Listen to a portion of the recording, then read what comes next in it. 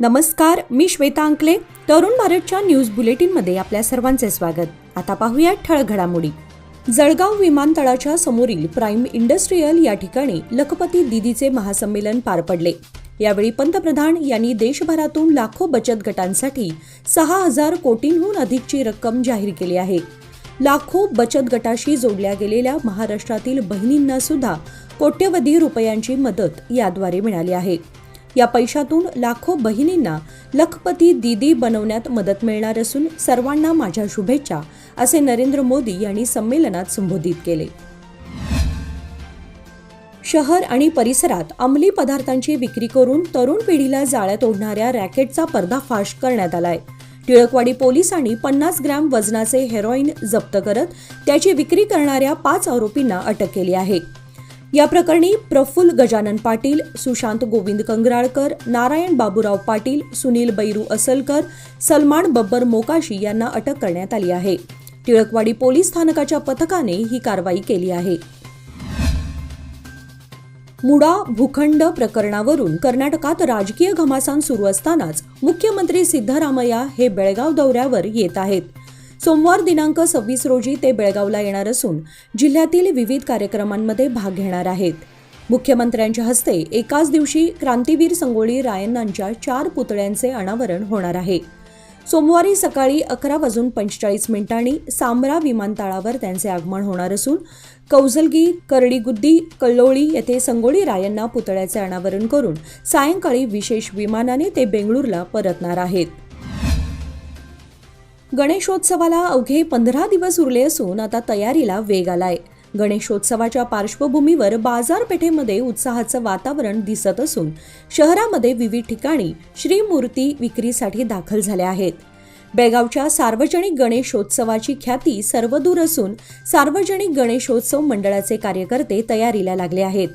अनेक सार्वजनिक मंडळांनी मंडप उभारणीला सुरुवात केली आहे. यंदा गणेशोत्सवाला 7 सप्टेंबरपासून प्रारंभ होणार आहे.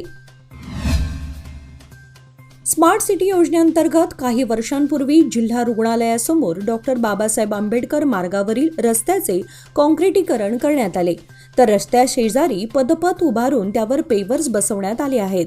मात्र जूनमध्ये या ठिकाणी जलवाहिनी घालण्यासाठी खोदकाम करण्यात आले. यासाठी येथील पेवर्स काढण्यात आले होते. काम पूर्ण होऊन सुमारे 1.5 महिना झाला तरी ते काढण्यात आलेले पेवर्स अद्याप बसवण्यात आलेले नाहीत. यामुळे नागरिक, व्यापारी वर्ग आणि वाहन चालकातून संताप व्यक्त होतोय. 15 दिवसांपासून पावसाने दडी मारली होती.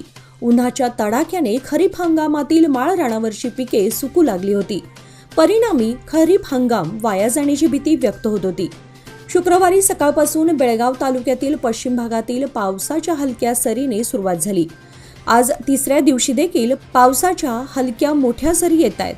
पाण्याअभावी सुकू लागलेल्या पिकांना आता थोडाफार दिलासा मिळाला असून पावसाच्या कमबॅकने शेतकऱ्यांच्या आशा पल्लवित झाल्या. गणेशोत्सव अवघ्या 12 दिवसांवर आला असून गणपती मूर्ती कारखान्यांमध्ये लगबग सुरू झाली आहे. मूर्तीचे काम पूर्ण झाले असून मूर्तींना रंगकाम करण्यात कारागीर व्यस्त असून मूर्तिकारांचं लक्ष बाप्पाच्या डोळ्यांवर खेळलंय. सुबक आखणी, हिरे मोती वापरून मूर्तीला सजवण्यात मूर्तिकार दंग झालेत. दिवस कमी, कारागिरांची कमतरता आणि विजेचा लपंडाव कारखानदारांना सतावत असल्याने कारखान्यांमध्ये दिवसरात्र काम सुरू आहे. गणेश भक्तांनी आपल्याला हव्या असलेल्या मूर्तीची आगाऊ नोंदणी कारखानदारांकडे केली आहे. 7 सप्टेंबरपासून गणेशोत्सवाला सुरुवात होणार आहे. भात पीक रोप लागवडीनंतर गेल्या 2 दिवसांच्या झालेल्या दमदार पावसामुळे बळ्ळारी नाला परिसरातील जुने बेळगाव, वडगाव, शहापूर येथील शेतकऱ्यांच्या शेतातील भात पीक 3ऱ्यांदा पाण्याखाली गेल्याने येथील सर्व शेतकरी चिंताग्रस्त झालेत. या शेतकऱ्यांना यंदा भात पिकाला मुकावे लागणार का, अशी भीती लागून राहिली आहे. जून महिन्याच्या मध्यंतरी भात पेरणी केली होती. त्यानंतर रोप लागवडीला सुरुवात झाली व जुलै महिन्यात मुसळधार पावसाने उगवलेल्या भात पिकाचे नुकसान झाले. यानंतर पावसाने उघडीप दिल्याने बाहेरील गावाहून रोप विकत आणून पुन्हा रोप लावण्यात आले. रोप लावलेली शेती पुन्हा पाण्याखाली गेली आहे. या नाल्याच्या खोदाईसाठी शासनाकडून प्रत्येक वर्षी सर्व्हे नको, ठोस उपाययोजना करा, अशी मागणी होत आहे. स्मशानभूमीमध्ये मनपाची कचरा वाहतूक करणारी वाहने तसेच सर्वत्र कचरा पडून स्मशानभूमी म्हणजे कचऱ्याचा डेपो आहे का याची प्रचिती त्या ठिकाणी गेल्यानंतर येत आहे। अनेक वेळा बैठकांमध्ये यावर चर्चा होऊनही अद्याप तरी या स्मशानभूमीमधील वाहने हटवण्याकडे दुर्लक्ष करण्यात आले आहे, तर तेथे कचऱ्याचे ढीगही पडून आहेत। त्यामुळे जनतेतून तीव्र नाराजी व्यक्त होत आहे। येथील ती वाहने एपीएमसी रोडवरील महानगरपालिकेच्या मोठ्या इमारतीच्या तळमजल्यात खुल्या जागेमध्ये पार्किंग करावी अशी सूचना स्थायी समितीमध्ये अधिकाऱ्यांना करण्यात आली होती। मात्र अजूनही ही बाब महानगरपालिकेच्या अधिकाऱ्यांनी गांभीर्याने घेतली नाही। त्या ठिकाणी पावसामुळे चिखलही झाला आहे, तेव्हा याकडे महानगरपालिका आयुक्त अशोक दुडगुंटी लक्ष देणार का असा प्रश्न उपस्थित होतोय। राज्यात गेल्या काही वर्षात सर्पदंशाच्या घटनांमध्ये वाढ झाली आहे। आरोग्य आणि कुटुंब कल्याण खात्याच्या माहितीनुसार गेल्या 7 महिन्यात राज्यात सर्पदंशामुळे 47 पेक्षा जास्त मृत्यूची नोंद झाली आहे। गेल्या वर्षीची आकडेवारी पाहता ही संख्या दुप्पट आहे। राज्यात यावर्षी आतापर्यंत 7,476 सर्पदंशाची नोंद झाली आहे। 2023 मध्ये सर्पदंशाच्या 6,595 घटना घडल्या होत्या। गेल्या वर्षीच्या तुलनेमध्ये यंदा या घटनांमध्ये 13% वाढ झाली आहे।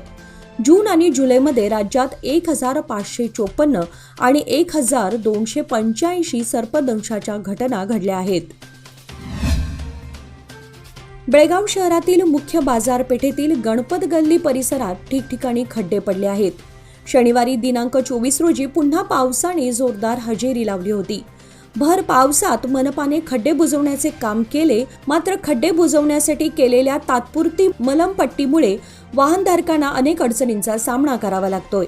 यामुळे दुचाकी खाली खडी येऊन अपघात होण्याचे प्रमाण वाढलेत। सर्वसामान्य जनतेला ये जा करताना त्रास होऊ नये यासाठी मनपा प्रशासनाने दखल घेणे गरजेचे आहे। बेळगाव वेंगुर्ला महामार्गावरील हिंडलगा गावाच्या हद्दीमध्ये पावसामुळे रस्त्यावर मोठमोठे खड्डे पडल्याने लहान मोठे अपघात घडत आहेत। परिणामी वाहतूक कोंडी होत होती। खड्ड्यांमुळे होत असलेल्या समस्येला सार्वजनिक बांधकाम विभाग दुर्लक्ष करत होते। कित्येक वेळा निवेदन देऊन देखील रस्ता विकासाला चालना देण्यात येत नव्हती। मात्र या रस्त्याची दुर्दशा लक्षात घेता हिंडलगा ग्रामपंचायत मार्फत हे खड्डे बुजवण्यासाठी सदस्यांनी पाऊल उचलले। त्यांनी आजूबाजूला असलेली माती आणि दगड टाकून खड्डे बुजवण्यास सुरुवात केली आहे। निपाणी शहर व परिसरातील ग्रामीण भागामध्ये गेल्या 15 दिवसांपासून विश्रांती घेतलेल्या पावसाने 2 दिवसांपासून झोडपून काढण्यास सुरुवात केली आहे। 2 दिवस झालेल्या या पावसामुळे परिसरातील जनजीवन विस्कळीत झालं आहे। पाणलोट क्षेत्रामध्ये देखील पावसाचा जोर कायम असल्याने धरणातून पाण्याचा विसर्ग वाढवला आहे। याचा परिणाम म्हणून नद्यांच्या पाणी पातळीमध्ये वाढ होत आहे। यामुळे बंधारे पाण्याखाली जाण्याची शक्यता वर्तवली जात आहे। पावसाचा वाढता जोर लक्षात घेऊन प्रशासनाकडून नदीकाठ परिसराला सतर्क करण्याचे आवाहन करण्यात आले आहे। गणेशोत्सव साजरा करताना परवानगी घेणे आवश्यक आहे। मंडप रस्त्यावर उभारताना वाहनांना अडचण होणार नाही याची दक्षता घ्यावी। गणेश मूर्ती प्रतिष्ठापना केल्यावर मंडळाच्या पदाधिकाऱ्यांनी मंडपात असणं आवश्यक आहे। सार्वजनिक गणेश मंडळांनी पारंपरिक वाद्यांना प्राधान्य द्यावं। गणेशोत्सव सर्वांनी मिळून आनंदाने आणि उत्साहाने साजरा करावा। कोर्टाच्या आदेशानुसार कोणालाही डॉल्बी लावता येणार नाही, त्यामुळे डॉल्बी मुक्त गणेशोत्सव साजरा करावा असे प्रतिपादन निपाणी ग्रामीण पोलीस स्टेशनचे उपनिरीक्षक BK पाटील यांनी केले। अलमट्टी धरणाच्या पाणलोट क्षेत्रामध्ये 46 किलोचा मासा मच्छीमारी व्यवसाय करणाऱ्यांच्या जाळ्यात मिळाला। तेलगुरप्पा मादर व कृष्णा मादर हे अलमट्टी येथील अरळदिन्नी पाणलोट क्षेत्रामध्ये मासे पकडत असताना त्यांच्या जाळ्यामध्ये हा मोठा मासा आढळून आलाय। मोठ्या परिश्रमाने सदर माशाला पाण्याबाहेर काढण्यात आले। 300 रुपये किलोप्रमाणे याची विक्री करण्यात आल्याची माहिती त्यांनी दिली।